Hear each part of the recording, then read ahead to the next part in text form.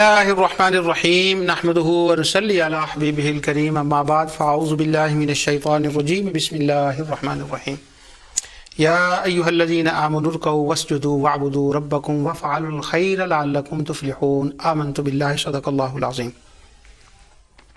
ناظرین، پروگرام ازالہ شبہات میں آپ کی خدمت میں حاضر ہوں۔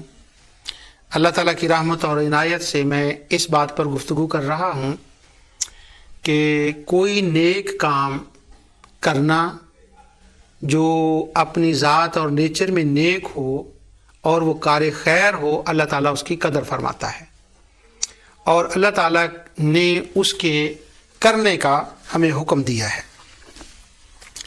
اللہ تعالیٰ نے قرآن کریم میں فرمایا، جو ابھی میں نے آپ کے سامنے آیت تلاوت کی ہے، 77 آیت ہے سورہ حج کی۔ یا ایھا الذین آمنوا ارکعوا واسجدوا واعبدوا ربکم وافعلوا الخیر لعلکم تفلحون۔ اے ایمان والو، رکوع سجدہ کرتے رہو اور اپنے پروردگار کی عبادت کرتے رہو اور نیک کام کرتے رہو تاکہ تم کامیاب ہو جاؤ۔ اب وافعلوا الخیر میں اللہ تعالیٰ نے فرمایا جو کار خیر ہو اس کو کرتے رہو۔ اب کار خیر کسی کام کا ہونا کہ یہ کار خیر ہے یا نہیں، اس کا طریقہ کیا ہے کہ یہ کیسے پتہ چلے کہ یہ کار خیر ہے، کام اچھا ہے یا نہیں اچھا؟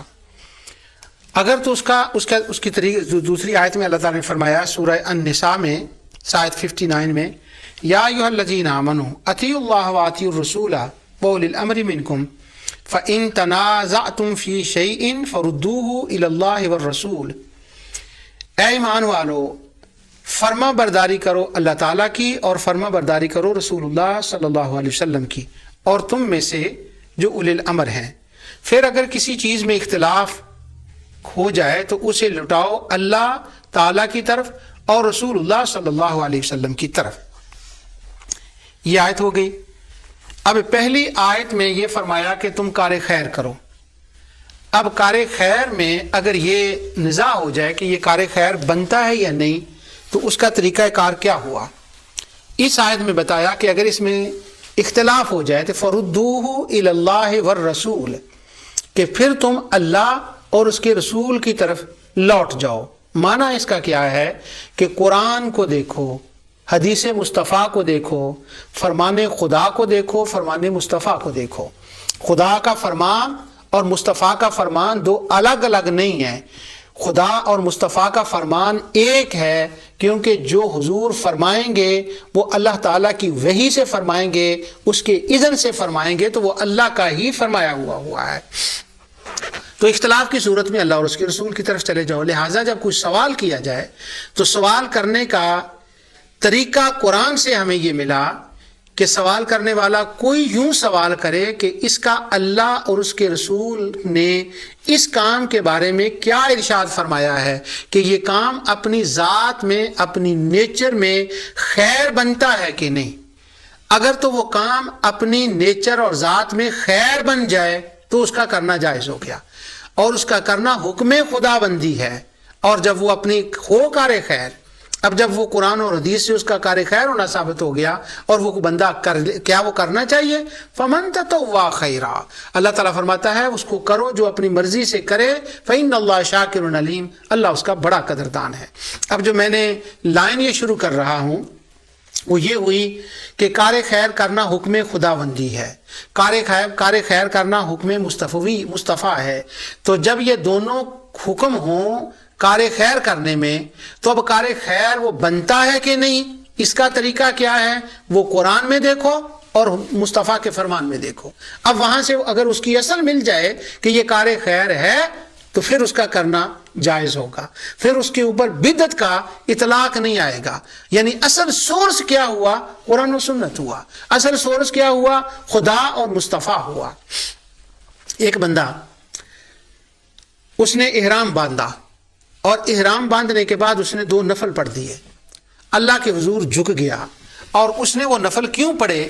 ساری عمر وہ روتا رہا، دعائیں کرتا رہا کہ یا اللہ مجھے حرمین کی حاضری نصیب فرما دے، مجھے اپنا گھر دکھا دے، مجھے مصطفیٰ کا گھر دکھا دے، ساری عمر دعائیں کرتا رہا۔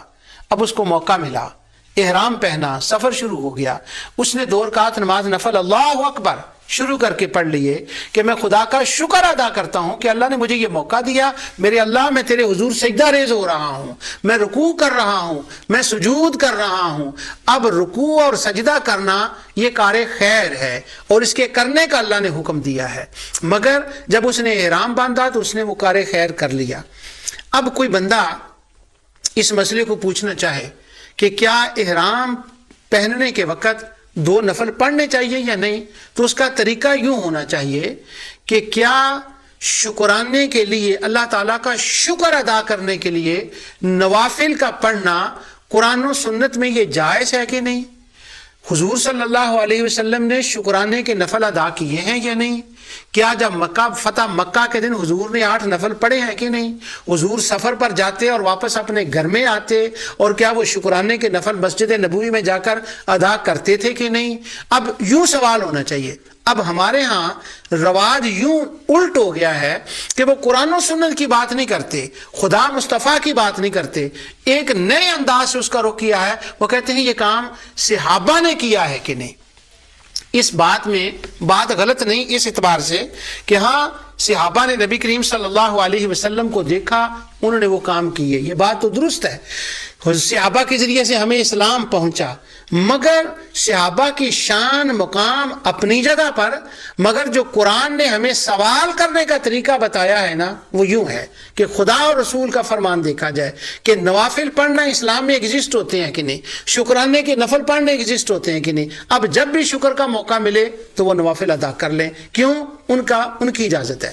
اب لوگ اس پر جب سوال کرتے ہیں تو وہ اس کو بدعت کہتے ہیں کہ یہ تو بدعت ہو گئی۔ مدینہ منورہ میں کوئی بندہ گیا، مکہ مکرمہ میں حاضری ہوئی، وہاں بیٹھ کر اس نے قرآن ختم کیا۔ جب اس نے قرآن ختم کیا تو قرآن ختم کرنا سبحان اللہ وہ جائز ہو گیا۔ اب اور اس کام کو بدعت کہنا اور یہ تو وہ درست نہیں۔ یہ ایک رواج بن گیا ہے کہ ہر بات پر یہ پوچھو صحابی نے یہ کام کیا ہے، صحابہ نے یہ کام کیا ہے۔ گزشتہ دنوں میں پچھلے رمضان شریف سے قبل میری اہلیہ میری بیوی ایک عورتوں کی محفل میں گئی، تو وہاں پر انہوں نے دروشی پڑھا، کچھ بیان کیا، تو قرآن کریم کا کچھ ترجمہ ہوا، تفسیر بیان ہوئی، تو وہاں پر ایک عورت نے یہ سوال کیا، کہنے لگی آج جمعرات کا دن ہے، تم جمعرات کے دن بیٹھے ہو یہاں پر اور یہ جو کچھ تم نے کیا ہے یہ صحابہ نے کیا ہے؟ تو وہ بیوی میری نے اس کو سمجھایا کہ بات یہ ہے کہ تم نے صحابہ کا نام کیوں لیا؟ صحابہ سے اوپر بھی تو ایک اتھارٹی ہے نا، اطیع اللہ و اطیع الرسول۔ تم نے وہاں یہ کیوں نہیں پوچھا کہ کیا ایسا کام کرنا قرآن و سنت میں اس کی کوئی دلیل ہے یا نہیں؟ تو خیر اس کو سمجھایا تو اس کو بات نہ سمجھ آ سکی۔ پھر ایک دوسری عورت بولی وہیں، وہ کہنے لگی یہ بتائیں کہ صحابہ کرام نے مکہ سے مدینہ منورہ کا سفر اس نیت سے کیا ہے کہ ہم رسول اللہ صلی اللہ علیہ وسلم کو سلام کرنے کے لیے جا رہے ہیں، یہ سفر کیا ہے؟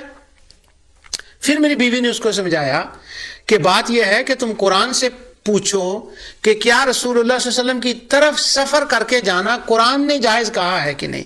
وہ کہنے لگی مجھے قرآن سے نہیں ہے، مجھے حدیث سے نہیں ہے، مجھے صرف یہ بتائیں کہ کیا صحابہ نے یہ کیا ہے کہ نہیں۔ یعنی یہ سوال کرنے کا ایک رخ جو ہے نا، انداز، وہ قرآن حدیث سے ہٹ کر وہ بدل گیا ہے اور اس کا رخ سارا صحابہ کی طرف کر دیا گیا۔ یہ کام صحابی نے کیا ہے کہ نہیں، صحابہ نے کیا ہے کہ نہیں۔ پچھلے پروگرام میں میں نے آپ کو یہ بتایا کہ صحابہ کرام ختم قرآن کرتے اور لوگوں کو جمع کرتے۔ اب وہ جو محفل تھی جہاں وہ میری اہلیہ گئی ہوئی تھی وہ ختم قرآن کی محفل تھی، تو میری اہلیہ نے بتایا کہ ہاں یہ صحابہ نے کیا ہے اور ختم قرآن صحابہ نے کیا ہے، لوگوں کو اکٹھا بھی کیا، اہل و عیال کو بھی بتایا۔ انہوں نے امام نووی کی کتاب الاذکار سے وہ حوالے نکالو اور اس کو بتائے۔ تو جب اس نے امام نووی کے وہ حوالے دیکھے اور اس نے کہا کہ یہ تو لکھا ہوا ہے، تو پھر میری اہلیہ نے کہا کہ اب آپ ختم قرآن کرائیں گی یا ختم قرآن پر اب آئندہ سوال کریں گی؟ تو وہ کہنے لگی ہم تو وہی کام کریں گے جو صحابہ نے کیا ہے۔ اللہ اکبر، لا الہ الا اللہ محمد رسول اللہ صلی اللہ علیہ وسلم، کیا کیا جائے۔